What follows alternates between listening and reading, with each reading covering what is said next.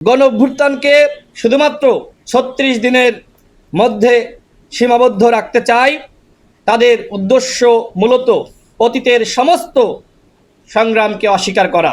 অংশীজনদের সাথে আলোচনা ও তাদের স্বীকৃতি ছাড়া ঘোষণাপত্রকে প্রত্যাখ্যান করবে গণ অধিকার পরিষদ। ২০১৮ সালের কোটা সংস্কার আন্দোলনের মধ্য দিয়ে সরকারি চাকরির প্রথম ও দ্বিতীয়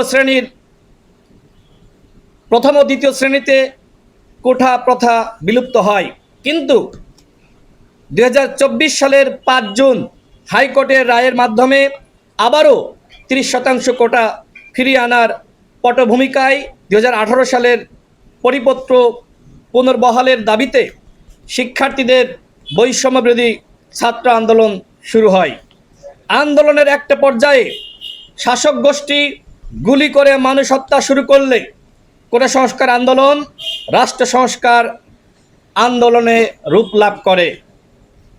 এই আন্দোলনে বিপুল ছাত্র শ্রমিক জনতার অংশগ্রহণের ফলে এক অভূতপূর্ব সফল গণ অভ্যুত্থান সংগঠিত হয়। এই গণ অভ্যুত্থান শুধুমাত্র ৩৬ দিনের আন্দোলনের সৃষ্টি হয়নি, দীর্ঘ ১৪-১৫ বছরের ধারাবাহিক লড়াইয়ের শেষ পরিণতি লাভ করে জুলাই মাসে। যারা গণ অভ্যুত্থানকে শুধুমাত্র ৩৬ দিনের মধ্যে সীমাবদ্ধ রাখতে চায়, তাদের উদ্দেশ্য মূলত অতীতের সমস্ত সংগ্রামকে অস্বীকার করা। বিশেষ করে ২০১৩ সালের শাপলা চত্বরে গণহত্যা এই দেশের আলেম সমাজ ও মাদ্রাসার শিক্ষার্থীদের আওয়ামী ফ্যাসিবাদের বিরুদ্ধে লড়াইয়ে জাগ্রত করে তোলে। ২০১৫ সালের ভ্যাট বিরোধী আন্দোলন বেসরকারি বিশ্ববিদ্যালয় শিক্ষার্থীদের বৈষম্যের বিরুদ্ধে প্রতিবাদী করে তোলে।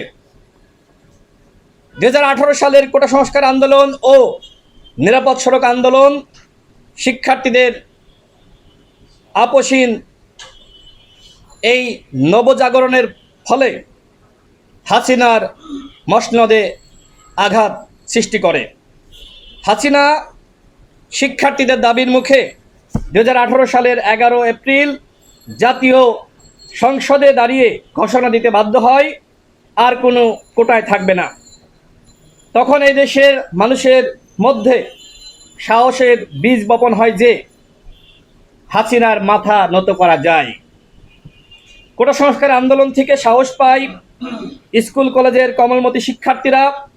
২০১৮ সালের ২৯ জুলাই রাজধানীর বিমানবন্দর সড়কে দ্রুতগতির ২ বাসের সংঘর্ষে রমিজউদ্দিন ক্যান্টনমেন্ট কলেজের ২ শিক্ষার্থী রাজীব ও দিয়া নিহত হওয়ার প্রেক্ষিতে সারা দেশে অগ্নি স্ফুলিঙ্গের মতো নিরাপদ সড়কের দাবিতে আন্দোলন ছড়িয়ে পড়ে।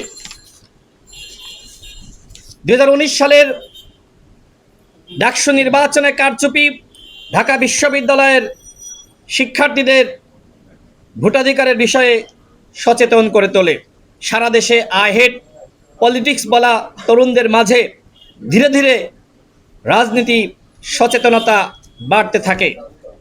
ভারতীয় আধিপত্যবাদ ও আগ্রাসনের বিরুদ্ধে ফেসবুকে পোস্ট করার প্রেক্ষিতে ২০১৯ সালের ৭ অক্টোবর বুয়েটে ছাত্রলীগ কর্তৃক আবরার ফাহাদ হত্যাকাণ্ড এই দেশের শিক্ষার্থীদের ছাত্রলীগের বিরুদ্ধে লড়াইয়ের জন্য প্রস্তুত করে তোলে। বাংলাদেশের স্বাধীনতার সুবর্ণ জয়ন্তী অনুষ্ঠানে নরেন্দ্র মোদীর আগমনকে কেন্দ্র করে ২০২১ সালের ২৫ মার্চ মোদীর আগমন বিরোধী আন্দোলন শুরু করে ছাত্র অধিকার পরিষদ, যুব অধিকার পরিষদ। সেদিন পুলিশ হামলা করে এবং ৬৩ জন নেতাকর্মীকে গ্রেপ্তার করে। পরের দিন হেফাজতে ইসলামের নেতৃত্বে নরেন্দ্র মোদীর আগমন বিরোধী আন্দোলন শুরু হয়।